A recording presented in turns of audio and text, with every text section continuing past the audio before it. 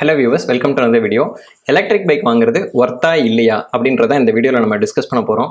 காமனாக என்கிட்ட ஒரு 5-6 கொஸ்டின் ஆடியன்ஸ் கேட்டிருந்தீங்க. அந்த கொஸ்டினுக்கான என்ஜினியரிங் ப்ராப்ளம்ஸ் என்ன, அந்த என்ஜினியரிங் ப்ராப்ளம்க்கான டெக்னாலஜி சொல்யூஷன் என்ன அப்படின்றதான் இதில் பேச போகிறேன்.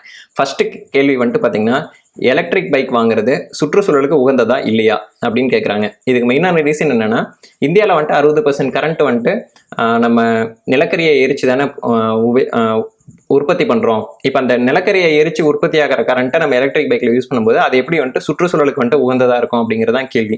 ஸோ இப்போ நான் இதுக்கு ஒரு விளக்கம் சொல்கிறேன். உங்ககிட்ட ஒரு எலக்ட்ரிக் பைக் இருக்குது, ஒரு பெட்ரோல் பைக் இருக்குது. இந்த ரெண்டையும் எடுத்துக்கிட்டு நீங்கள் ஒரு கடைக்கு போய் ஒரு பொருளை வாங்கிட்டு திரும்ப வீட்டுக்கு வரணும். இதுதான் சினாரியோ. இப்போ நீங்கள் எலக்ட்ரிக் பைக்கை வீட்டில் ஸ்டார்ட் பண்ணிட்டீங்க, கடைக்கு போகிறீங்க, பொருள் வாங்கிட்டு திரும்ப வரீங்க. நடுவில் ஒரு சிக்னல் இருக்குது. சிக்னலில் நீங்கள் 2 நிமிஷம் நிற்கிறீங்க. திரும்ப வீட்டுக்கு வர வரைக்கும் பார்த்தீங்கன்னா உங்கள் வண்டி சுற்றுச்சூழலுக்கு எந்த மாசுபாடும் ஏற்படுத்த கிடையாது. இப்போ ஒரு பெட்ரோல் பைக்கை எடுத்துக்கிறீங்க, இங்கேருந்து அந்த கடைக்கு போயிட்டு அதே பொருளை வாங்கிட்டு திரும்ப வரீங்க. இப்போ அந்த 2 நிமிஷம் அந்த வண்டி சிக்னலில் நிற்கும் போது வண்டி கான்ஸ்டண்ட்டாக ஓடிக்கிட்டே தான் ஒரு ஐடியல் ஸ்பீடில் ஓடும். அந்த டைமில் பார்த்தீங்கன்னா சுற்றுச்சூழலை பாதிக்கும். அந்த வண்டியை நீங்கள் ஆக்சிலரேட் பண்ணி நின்றுட்டு இருக்க வண்டியை நீங்கள் ஸ்பீடு பிக்கப் பண்ணுறதுக்காக வேகம் அதிகப்படுத்தும் போது பார்த்தீங்கன்னா அப்பயும் அதிகப்படியான மாசு அது வெளிப்படுத்தும். ஸோ இந்த மாதிரி மாசு அப்படின்றது பெட்ரோல் வண்டியில் ஒரு இன்ச்சுக்குமே இவ்வளோ அது பண்ணுது அப்படின்றது தான் உண்மை. எலக்ட்ரிக் பைக் இதை கம்பேர் பண்ணும்போது ஒரு வண்டிங்கிற அளவில் சுற்றுச்சூழலை பாதிக்காது. ரெண்டாவது, இந்த எலக்ட்ரிக் பைக்கான கரண்ட் அப்படின்னு நீங்கள் பேசுனீங்கன்னா, இங்கே கரண்ட்டை பேசுவோம், அங்கே பெட்ரோலை பேசுவோம். இப்போ கரண்ட்டுங்கிறது நம்மளுக்கு 60% நிலக்கரியிலிருந்து வருதுங்கிறது உண்மை. ஆனால் நம்மளுக்கு சோலார் அப்படிங்கிற ஒரு ஆப்ஷன் இருக்குது, விண்ட் மில்ங்கிற ஆப்ஷன் இருக்குது, நியூக்ளியர் பவர் அப்படிங்கிற ஆப்ஷன் இருக்குது. ஸோ இந்த மாதிரியான விஷயங்களை நம்ம கன்சிடரேஷனில் எடுத்துக்கணும். இப்போ நான் என்னோட வீட்டில் நான் சோலார் வச்சுருக்கேன் அப்படின்றப்போ நான் என்னோட பைக்கை முழுசாக சோலார்லேயே நான் சார்ஜ் பண்ணி ரன் பண்ணிட்டேன் அப்படின்றது எனக்கு இருக்க பாசிபிலிட்டி. இப்போ எனக்கு இருக்க பாசிபிலிட்டி எல்லாருக்கும் இல்லை அப்படிங்கிறது இங்கே பேச்சு கிடையாது. இப்போ என்னால் ஒரு தனி மனுஷனா என் வீட்டில் இருக்க சோலார் பேனல்ல இருந்து ஒரு கரண்ட்டை ப்ரொடியூஸ் பண்ணி என் வண்டியில் சார்ஜை ஃபில் பண்ணி என்னால் ஓட்ட முடியும் அப்படின்னா இங்கே இருக்கிற எல்லாராலையும் முடியும்.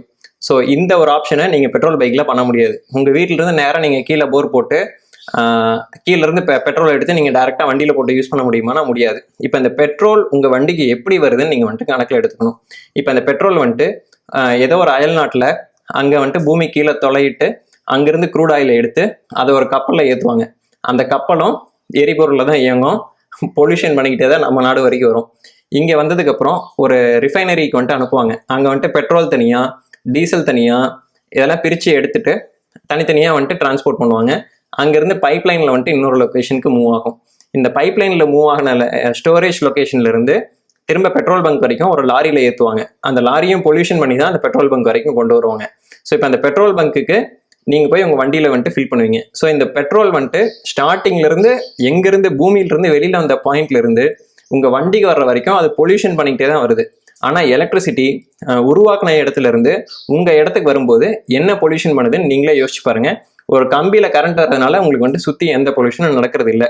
அந்த நிலக்கரியை எரிச்சு தானே கரண்ட் ப்ரொடியூஸ் ஆகுதுன்னு கேட்டிங்கன்னா, நீங்கள் போடுற 1 கிலோமீட்டர் போகிற டிஸ்டன்ஸ்க்கான பெட்ரோல் ஏற்படுத்துகிற பாதிப்பை விட இந்த நிலக்கரியை யூஸ் பண்ணுற கரண்ட் பண்ணுற பாதிப்புங்கிறது ரொம்ப ரொம்ப கம்மி. இன்னொரு விஷயம், 1 கிலோமீட்டருக்கு ஒரு பெட்ரோல் வண்டி நீங்கள் ஓட்டுறதுக்கும் அதே அளவு பெட்ரோலை எடுத்து நீங்கள் ஒரு தெர்மல் ரியாக்டரை ரன் பண்ணி ஒரு ஆப்டிமலான ஸ்பீடில் ரன் பண்ணுறப்போ தெர்மல் ரியாக்டர் தான், இண்டஸ்ட்ரியல் கிரேட் தெர்மல் ரியாக்டர் பார்த்தீங்க அப்படி தெர்மல் டர்பைன் பார்த்தீங்க அப்படின்னா அதிகப்படியான எஃபிஷியன்சி கொடுக்கும். நம்ம வண்டியோட இன்ஜின் நீங்கள் ஆக்சலரேட் பண்ணும்போதோ சும்மா நிற்கும் போதோ பார்த்தீங்க அப்படின்னா நிறைய ஃபியூலை வேஸ்ட் தான் பண்ணும். ஸோ இந்த ஃபேக்டெல்லாம் வச்சு பார்க்கும்போது எலக்ட்ரிக் பைக் ஒரு பைக்குங்கிற அளவில் சுற்றுச்சூழலை பாதிக்கல. அதுக்கு நீங்கள் யூஸ் பண்ணுற கரண்ட்டுன்றது பெட்ரோல் வண்டியை காட்டிலும் பல மடங்கு குறைவான பாதிப்பு தான் நம்மளுக்கு கொடுத்துட்ருக்கு. ஸோ இதெல்லாம் வச்சு பார்க்கும்போது பெட்ரோல் வண்டியை விட எலக்ட்ரிக் பைக்குங்கிறது சுற்றுச்சூழலுக்கு மிகவும் உகந்தது அப்படின்றது என்னோட பாயிண்ட். உங்களுக்கு மாற்று கருத்து இருந்தால் கமெண்ட்டில் சொல்லுங்கள், நானும் தெரிஞ்சுக்கிறேன். ரெண்டாவது விஷயம், எல்லாரும் கேட்குற இன்னொரு கேள்வி என்னன்னு பார்த்தீங்கன்னா, எலக்ட்ரிக் பைக்கை வாங்குறது கொடுக்குற காசுக்கு ஒர்த்தா அப்படின்னு கேட்குறீங்க. இப்போ நான் என்ன சொல்கிறேன்னா, ஒரு எலக்ட்ரிக் ஸ்கூட்டரை நீங்கள் 1 லட்ச ரூபாய்க்கு வாங்குறீங்க, ஒரு எலக்ட்ரிக் பைக் ஒரு பெட்ரோலில் ஓடுற ஒரு பைக்கை நீங்கள் 1 லட்ச ரூபாய்க்கு வாங்குறீங்க, ஒரு ஸ்கூட்டரே வாங்குறீங்கன்னு வச்சுக்கலாம். இப்போ இந்த 2 வண்டியும் நீங்கள் ஒரு 20,000 கிலோமீட்டர் ஓட்டுறீங்கன்னு வச்சுக்கலாம். ஓட்டிட்டு நீங்கள் வித்துடுறீங்க. இப்போ இந்த 20,000 கிலோமீட்டருக்கு நீங்கள் 2500 கிலோமீட்டருக்கோ இல்லை 5000 கிலோமீட்டருக்கோ ஒரு தடவை ஆயில் சேஞ்ச் அப்படின்றத பெட்ரோல் பைக்குக்கு நீங்கள் பண்ணணும். ஸோ இப்போ இந்த ஆயில் சேஞ்ச் அப்படிங்கிறதும் சுற்றுச்சூழலை பாதிக்க தான் போகுது. ப்ளஸ் இந்த பெட்ரோல் நீங்கள் போடுறது அப்படின்றது சுற்றுச்சூழலை பாதிக்குதுங்கிறது ரெண்டாவதாக இருந்தாலும், முதல் விஷயம் அந்த பெட்ரோலுக்கு வந்துட்டு ஒரு லிட்டருக்கு நீங்கள் இன்றைக்கி எவ்வளோ செலவு பண்ணுறீங்க, இந்த பெட்ரோல் ரேட் வந்துட்டு எத்தனை நாளாக ஏறுது, எத்தனை நாள் இறங்குது, இந்த விஷயத்தையும் நீங்கள் கணக்கில் எடுத்துங்க. ஏன்னா நீங்கள் இப்போ ஒரு 1 லட்ச ரூபாய்க்கு ஒரு எலக்ட்ரிக் ஸ்கூட்டர் வாங்கிட்டீங்க அப்படின்னா, நீங்கள் அதுக்கான மின்சாரத்தை நீங்கள் சோலார்லேருந்து ப்ரொடியூஸ் பண்ணி உங்களோட வண்டியில் நீங்கள் சார்ஜ் பண்ணி நீங்களே வந்துட்டு ஓட்டிக்க முடியும். உங்களால் முடிஞ்ச வரைக்கும் செலவை குறைக்க முடியும். இப்போது என்கிட்ட சோலார் போடுற அளவுக்கு பணம் இல்லை அப்படின்னீங்கன்னா, இப்போ என்னோட வீட்டில் நீங்கள் பார்த்தீங்கன்னா நான் எக்ஸசிவாக சோலார் பேனல் வந்துட்டு வச்சுருக்கேன். ஸோ என்னோட தேவைக்கு அதிகமான கரண்ட்டை வந்துட்டு நான் ப்ரொடியூஸ் பண்ணுறேன். அப்போ அந்த எக்ஸஸாக இருக்க கரண்ட்டை வந்துட்டு நான் ஹாஃப் த ரேட்டில் கூட உங்களுக்கு நான் வந்துட்டு நினச்சா கொடுக்க முடியும். உங்கள் வண்டியை நான் சார்ஜ் பண்ண முடியும். ஸோ அப்போ அதுக்கு வந்துட்டு இன்னைக்கு வந்துட்டு பார்த்தீங்கன்னா சட்டத்திட்டங்களில் நிறைய மாற்றம் வந்துருச்சு.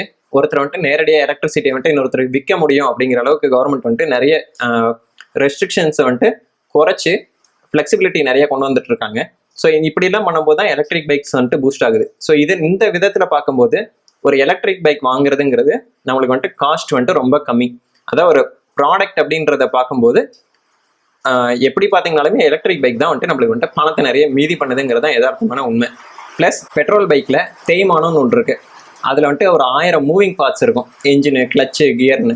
ஆனால் எலக்ட்ரிக் பைக்கில் வந்துட்டு பார்த்தீங்கன்னா ஒரு ஸ்டேபிளான பேட்டரியும், அடுத்து வந்துட்டு ஒரு ரொட்டேட்டிங்க்கு ஒரு வண்டியை மூவ் பண்ணுறதுக்கு ஒரு மோட்டார் தான் இருக்கும். அந்த மோட்டாருங்கிறது நம்மளுக்கு வந்துட்டு புதிய டெக்னாலஜிலாம் கிடையாது. நம்ம கோயம்புத்தூர்காரங்களுக்கு தெரியாத பெரிய மோட்டார் டெக்னாலஜி ஒன்றும் உலகத்தில் வேற எங்கேயும் பெருசாலாம் ஒன்றும் இல்லை. கோயம்புத்தூர்காரங்கிட்ட எதை கொடுத்தீங்கனாலும் தெளிவாக வந்துட்டு அந்த என்ன டிசைன் கொடுக்குறீங்களோ அதுக்கான மோட்டரை வந்துட்டு தயாரிக்கிற அளவுக்கு வந்துட்டு இன்னைக்கு நம்ம ஊர்லேயே வந்துட்டு ஒரு இடம் இருக்குது. ஸோ அது வந்துட்டு நம்மளுக்குலாம் வந்துட்டு ஒரு பெருமையான விஷயம். இந்த மாதிரியான ஸ்கில்லாம் யூஸ் பண்ணி நம்மளே ஒரு எலக்ட்ரிக் பைக்கை தயாரித்து கூட விற்கலாம். இந்த விஷயங்கள்லாம் கன்சிடர் பண்ணி பார்க்கும்போது ஒரு எலக்ட்ரிக் பைக் வாங்குறது பெட்ரோல் பைக்கை விட உங்களுக்கு வந்துட்டு பணத்தை மீதி தான் பண்ணுது. லித்தியம் பேட்டரி ரிப்பேர் பண்ண முடியுமா, முடியாதா? லித்தியம் பேட்டரியை கண்டிப்பாக ரிப்பேர் பண்ண முடியும். அதாவது லித்தியம் பேட்டரி பேக் அதை வந்துட்டு ரிப்பேர் பண்ண முடியும். ஆனால் ஒர்த்தா அப்படின்னு கேட்டிங்கன்னா இங்கே தான் செக் பாயிண்ட் இருக்குது. என்னென்னா, நீங்கள் ஒரு தரமான பேட்டரியை வாங்கியிருந்தீங்கன்னா அதை ரிப்பேர் பண்ணுறது ஒர்த்து. நீங்கள் வாங்கினதே வந்துட்டு ஒரு தரம் குறைவான பேட்டரி அப்படின்னா நீங்கள் அதை எவ்வளோ காசுக்கு வாங்கியிருந்தாலும் சரி அதை ரிப்பேர் பண்ணுறது ஒர்த்து கிடையாது. தரமான பேட்டரியா இல்லையான்னு எப்படி தெரியும் அப்படின்னீங்கன்னா, ஒரு ப்ராடக்ட்டை என்ஜினியர் பண்ணி பண்ணுற கம்பெனிக்கும் ஜஸ்ட் ஒரு ப்ராடக்ட்டை பில்ட் பண்ணுற கம்பெனிக்கும் உள்ள டிஃப்ரென்ஸ் தான். ஸோ இப்போ அந்த கம்பெனிக்கிட்ட நீங்கள் பேசுனீங்கன்னாவே தெரிஞ்சிடும் அது என்ஜினியர்டு ப்ராடக்ட்டா இல்லை ஜஸ்ட் ஒரு ப்ராடக்ட்டை பில்ட் பண்ணியிருக்காங்களா அப்படின்றது. நீங்கள் அதை வச்சுட்டு அது குவாலிட்டியான பேட்டரியா இல்லையா அப்படின்றத நீங்கள் ஈஸியாக ஃபைண்ட் அவுட் பண்ண முடியும். இதை தவிர டெஸ்டிங் மெக்கானிசம்ஸ் அப்படின்றது நிறையா இருக்குது. அதெல்லாம் நம்ம வந்துட்டு வேற ஒரு வீடியோவில் பேசுவோம். அடுத்த கேள்வி, லித்தியம் பேட்டரி வந்துட்டு ரீசைக்கிளபிளா? இந்த லித்தியம் பேட்டரி வந்துட்டு வண்டியில் யூஸ் பண்ணி முடிச்சிட்டோன்னா அதை குப்பையில் தான் போடுவோம், சுற்றுச்சூழலை பாதிக்க தான் செய்யும் அப்படின்னு சொல்கிறாங்க. இல்லை லித்தியம் பேட்டரி ரீசைக்கிளே பண்ண முடியாதுங்கிறாங்களே அப்படின்னு கேட்டிங்கன்னா, இது முழுக்க லித்தியம் பேட்டரிங்கிறத டெஸ்லா, அமெரிக்காவில் இருக்க டெஸ்லா நிறுவனம் 100% அவங்க லித்தியம் பேட்டரியை வந்துட்டு ரீசைக்கிள் பண்ணி காட்டியிருக்காங்க. அந்த ரீசைக்கிளிங்கான டீட்டெயில்ஸ் வந்துட்டு அவங்களோட வெப்சைட்டில் கொடுத்துருக்காங்க, யார் வேணால் போய் பார்க்கலாம். ஸோ ஒரு லித்தியம் பேட்டரியை 100% மறுசுழற்சிங்கிறத பண்ண முடியும். அந்த விதத்தில் பார்க்கும்போது லித்தியம் பேட்டரிஸ் 100% ஒரு மண்ணில் போய் நீங்கள் குப்பையாக கொட்டி உங்கள் சுற்றுச்சூழலை பாதிக்கவே மாட்டீங்க. இந்த விதத்தில் பார்க்கும்போது சுற்றுச்சூழலுக்கு மிகவும் உகந்தது லித்தியம் பேட்டரி தான். எலக்ட்ரிக் பைக் வாங்கினா அதுக்கு ரீசேல் வேல்யூவே கிடையாதுன்னு சொல்கிறாங்களே, இது எந்த அளவுக்கு உண்மை அப்படின்னு கேட்குறீங்க. இந்த கேள்விக்கான ஸ்ட்ரைட்டாகவே பதில், நீங்கள் சுற்றி இருக்கிற அந்த யூஸ் பண்ண பைக்கெலாம் விற்கிற ஷோரூம் இருக்கும் இல்லைங்களா, நேராக போங்க. எலக்ட்ரிக் பைக் எத்தனை இருக்குது, பெட்ரோல் டீசலில் வர்ற பைக்கு, புல்லட்டு இதெல்லாம் எத்தனை இருக்குது, இது ரெண்டையும் நீங்களே கம்பேர் பண்ணி பாருங்கள். ஒரு எலக்ட்ரிக் பைக் இருக்குன்னா அங்கே அந்த ஷோரூமில் அது வந்துட்டு விற்கிறதுக்குன்னு எத்தனை நாள் நிற்குது, அதே ஒரு பெட்ரோல் பைக் நிற்குதுன்னா அது எத்தனை நாளைக்கு நிற்குது, இந்த ரெண்டையும் வந்துட்டு நீங்களே கவனிச்சு பாருங்கள். உங்களுக்கு தெரியும் அப்போ லித்தியம் பேட்டரி யூஸ் பண்ணுற எலக்ட்ரிக் பைக்குக்கு ரீசேல் வேல்யூ இருக்கா இல்லையான்ட்டு. நான் வந்துட்டு ஒரு ஏத்தர் கம்பெனியோட ஃபாரமில் வந்துட்டு நான் அடிக்கடி வந்துட்டு செக் பண்ணுறது உண்டு. 20,000 கிலோமீட்டர் ஓடின வண்டியெல்லாம் நீங்கள் 85,000 தான் விற்றுட்ருக்காங்க. அதுவும் வந்துட்டு பார்த்தீங்கன்னா ஒருத்தர் விற்கணும்னு சொன்னார் அப்படின்னா சொல்லி ஒரு 2 நாள் 3 நாளுக்குள்ளே பைக் வந்துட்டு விற்று போயிடுது. அந்தளவுக்கு ஃபாஸ்ட்டாக வந்துட்டு எலக்ட்ரிக் பைக்ஸ் வந்துட்டு ரீசேல் ஆகுது அப்படின்றது தான் உண்மை. எனக்கு தெரிஞ்சு அப்படி ரீசேல் ஆகாமல் ஒரு எலக்ட்ரிக் பைக் வந்துட்டு தூக்கி போடுறாங்க அப்படின்றது சொல்கிறாங்கன்னா, இது எப்போ சாத்தியம்னு பார்த்தீங்கன்னா, ஒரு பழைய போன எலக்ட்ரிக் பைக் ஒரு 7-8 வருஷத்துக்கு முன்னாடி வாங்கி அது எதுக்குமே மெயின்டெனன்ஸே பண்ணாமல் ஒரு குப்பை மாதிரி போட்டு வச்சுருந்து அதை எடுத்து தூக்கி போட்டாங்க அப்படின்னா அப்போ அது வந்துட்டு குப்பைக்கு தான் போகும். மற்றபடிக்கு ஒரு நல்ல கண்டிஷனில் இருக்க எலக்ட்ரிக் பைக்குக்கு ரீசேல் வேல்யூ அதிகமாக தான் இருக்குது பெட்ரோல் பைக்கை காட்டிலும். அடுத்த கேள்வி, இந்த பெரிய கம்பெனிஸ்லாம் வரும்போது சின்ன கம்பெனிஸ் வந்துட்டு காணாமல் போயிடுமா அப்படின்னு சொல்லி ஒரு கேள்வி கேட்டிங்க. அப்படி வந்துட்டு போகிறதுக்கான வாய்ப்புகள் ரொம்ப கம்மி. ஆனால் இதில் என்ன கேட்ச் இருக்குதுன்னு பார்த்தீங்கன்னா, சின்ன கம்பெனிஸும் வந்துட்டு அவங்களோட பொருளோட தரத்தையும் அவங்களோட சர்வீஸோட குவாலிட்டியும் வந்துட்டு கான்ஸ்டண்ட்டாக இம்ப்ரூவ் பண்ணிக்கிட்டே இருந்தாங்க அப்படின்னா அவங்களுக்கு எந்த பிரச்சனையும் கிடையாது. அவங்க பெரிய கம்பெனிக்கே காம்படிஷனாக கூட வர்றதுக்கு வாய்ப்பு இருக்குது. பெரிய கம்பெனிக்கு ஒரு பிரச்சனை என்னென்னா, அதை விட இன்னொரு பெரிய கம்பெனி உள்ளே வரும். அவங்க இதை விட பெட்டரான ப்ராடக்ட்டை சீப்பாக கொடுக்குறேன்னு வந்துட்டு நஷ்டத்துக்குனே கூட கொடுப்பாங்க. ஸோ அந்த டைமில் பார்த்தீங்கன்னா பெரிய கம்பெனியும் காலியாகும், சின்ன கம்பெனியும் காலியாகிறதுக்கான சான்சஸ் இருக்குது. அப்படின்னா பெரிய கம்பெனி காலியாகிற சான்சஸும் நிறையவே தான் இருக்குது. ஸோ சின்ன கம்பெனியில் நீங்கள் வந்துட்டு ப்ராடக்ட் வாங்குறது மூலமாக காஸ்ட் ஆஃப் ஓனர்ஷிப்புங்கிறத குறைக்க முடியும். அதாவது ஒரு பைக்கை நீங்கள் எலக்ட்ரிக் பைக் வாங்குறீங்க, ஒரு சின்ன நிறுவனம் வந்துட்டு ஒன்று கொடுக்குறாங்க, அந்த வண்டியோட விலை ஒரு 70,000 ரூபா. நீங்கள் ஒரு பெரிய நிறுவனத்துக்கிட்ட போய் ஒரு பைக் வந்துட்டு ஒரு 1 லட்ச ரூபா 1.5 லட்ச ரூபாய்க்கு வாங்குறீங்கன்னு வச்சுக்கிட்டிங்கன்னா, இங்கே 50,000 ரூபா வண்டியை நீங்கள் 60,000 ரூபாய்க்கு வாங்குவீங்க, அங்கே 2 லட்ச ரூபா வண்டியை 1 லட்ச ரூபாய்க்கு வாங்குவீங்க. இப்போ இந்த நஷ்டத்தை வந்துட்டு அவங்க ஈடு கட்டுவாங்க. எப்படின்னா, நீங்கள் வந்துட்டு இந்த 4G இதுக்கெலாம் நீ ரீசார்ஜ் பண்ணணும், இந்த மாதிரி ஆப்ஷன்லாம் நீங்கள் யூஸ் பண்ணணும்னா சப்ஸ்கிரிப்ஷன் பே பண்ணணும், அதுக்கு வந்துட்டு நீங்கள் மாதம் எவ்வளோ 1000 ரூபா ஒரு 2000 ரூபா கட்டணும் அப்படின்ற மாதிரி சொல்லி ஒரு மாதம் 1000 ரூபான்னு கணக்கு வச்சிங்கன்னா வருஷத்தில் 12 மாதம் 12,000 ரூபா, 2 வருஷத்துக்கு பார்த்தீங்கன்னா 24,000 ரூபா. இந்த மாதிரி இன்டெரக்டாக வந்துட்டு உங்ககிட்ட இருந்து அந்த பணத்தை வந்துட்டு அவங்க வாங்கி தான் தீருவாங்க. ஏன்னா அவங்க வந்துட்டு அங்கே ஒரு ப்ராடக்ட்டை இனிஷியலாக கம்மியாக விற்றுட்டு இந்த மாதிரி சர்வீஸ் மாடலில் வந்துட்டு அவங்க அதிகமாக ஃபண்ட் ரைஸ் பண்ணுறது அப்படின்றதான் அவங்களோட பிஸ்னஸ் ஒரு பிஸ்னஸ் ஸ்ட்ரக்சர் அப்படின்றது அந்த மாதிரி இருக்கும். ஸோ இப்போ இந்த மாதிரி கன்வீனியன்ஸ் வேண்டாம் அப்படின்னீங்கன்னா நீங்கள் அந்த வண்டியை வாங்கி யூஸ் பண்ணுறதுக்கு இந்த வண்டியை வாங்கி யூஸ் பண்ணிட்டு போயிடலாமே அப்படிங்கிற மாதிரி இருக்கும். ப்ளஸ் வந்துட்டு சின்ன வண்டி நீங்கள் வாங்கும்போது இன்னொரு அட்வான்டேஜ் என்னென்னா, நீங்கள் அந்த வண்டியை வந்துட்டு நாளைக்கு ஒரு பேட்டரி கிடைக்கலன்னா நீங்கள் வேறு யார்கிட்ட வேணாலும் ஒரு பேட்டரியை வாங்கி இந்த சின்ன கம்பெனியோட வண்டிக்கு பேட்டரிக்கு வந்துட்டு நீங்கள் ரீப்ளேஸ் பண்ணிக்கலாம். ஆனால் இப்போ இதே ஒன்று பெரிய கம்பெனியோட பேட்டரி இருக்க வண்டி ஒன்று வாங்கினீங்க அப்படின்னா நாளைக்கு அந்த பேட்டரி நீங்கள் அவங்ககிட்டே தான் போகணும். அப்போ அவங்க சொல்கிறதான் காஸ்ட்டு. இந்த டைமில் பார்த்தீங்கன்னா நீங்கள் சின்ன கம்பெனிக்கிட்ட வந்துட்டு ஒரு வண்டி வாங்குறதுங்கிறது அட்வான்டேஜ் அதிகம், பெரிய கம்பெனிகிட்ட நீங்கள் வண்டி வாங்குறதுங்கிறது வந்துட்டு உங்களுக்கு லக்ஸுரி அதிகம். பட் இந்த மாதிரியான ரிப்பேரபிலிட்டின்னு வரும்போது அட்வான்டேஜஸ் இந்த வண்டியை கம்பேர் பண்ணும்போது கம்மியாக தான் இருக்கும். ஸோ இந்த காமனான கேள்விகளுக்கெல்லாம் நான் ஆன்சர் கொடுத்துருக்கேன் அப்படின்னு சொல்லி நினைக்கிறேன். இது எல்லாமே பார்த்தீங்கன்னா என்னோட வியூ, என்னோட அண்டர்ஸ்டாண்டிங்லேருந்து நான் கொடுக்குற சொல்யூஷன்ஸ். ஸோ எலக்ட்ரிக் பைக்குங்கிறது எல்லாருக்கும் இன்றைக்கி வந்துட்டு வாங்குற அளவுக்கு இல்லையே அப்படின்னா நம்ம கவர்மெண்ட் வந்துட்டு ரெட்ரோஃபிட் பண்ணுறதுக்கும் பெர்மிஷன் கொடுத்துருக்காங்க. ஸோ ஒரு எக்ஸல் சூப்பரை கூட நீங்கள் வந்துட்டு எலக்ட்ரிக்காக மாற்றி ஒரே சார்ஜில் 120 கிலோமீட்டர்லாம் போக வைக்கலாம். அதெல்லாம் முடியாத காரியமே கிடையாது. கரெக்டான என்ஜினியர்டு ப்ராடக்ட் வந்துட்டு அங்கே வர்றது வந்துட்டு பார்த்திங்கன்னா ரொம்ப கம்மி. இப்போது நாங்கள் வந்துட்டு நிறைய பைக் டீலர்ஷிப்ஸ்க்கு வந்துட்டு பேட்டரிஸ் வந்துட்டு சப்ளை கொடுத்துட்ருக்கோம். ஸோ இப்போ அவங்களுக்குலாம் என்னென்னு பார்த்தீங்கன்னா, குவாலிட்டியான பேட்டரி வந்துட்டு கஸ்டமர் வந்துட்டு வாங்கும்போது கம்மியாக கொடுங்கன்னு கேட்குறாங்க, குவாலிட்டியான பேட்டரி கொடுங்கன்னு யாருமே கேட்க மாட்டேங்கிறாங்க அப்படின்றத ஒரு ப்ராப்ளமாக வந்துட்டு சொல்கிறாங்க. ஸோ இந்த மாதிரியான ப்ராப்ளம்ஸ்லாம் வந்துட்டு பார்த்திங்கன்னா நாளடைவில் வந்துட்டு கொஞ்சம் கொஞ்சமாக சரியாகும். அவங்க வாங்குகிற மக்களுக்கு வந்துட்டு அவேர்னஸ் வந்துருச்சு அப்படின்னாவே அவங்க அந்த நல்ல ப்ராடக்ட்டை வந்துட்டு தேடி பிடிச்சி வாங்க ஆரம்பிச்சிடுவாங்க.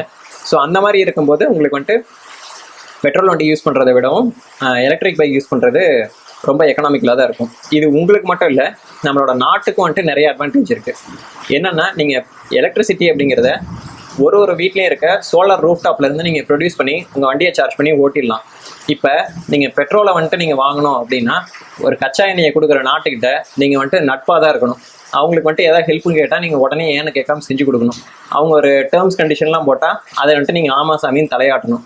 அதுக்கு வந்துட்டு நீங்கள் US$ நீங்கள் பணம் கொடுக்கணுங்கிறப்ப நீங்கள் இந்த US$ இருக்கிற கொடுக்குற அந்த கண்ட்ரிக்கும் வந்துட்டு பார்த்தீங்கன்னா நீங்கள் மறைமுகமாக வந்துட்டு நீங்கள் வந்துட்டு அவங்க சொல்கிறதெல்லாம் நீங்கள் கேட்டு தான் ஆகணும். இந்த மாதிரியான இத்தனை பிரச்சனைகள் வந்துட்டு நீங்கள் பெட்ரோல் வண்டியை ரன் பண்ணும்போது உங்கள் நாட்டுக்குன்னு ஏற்படுது.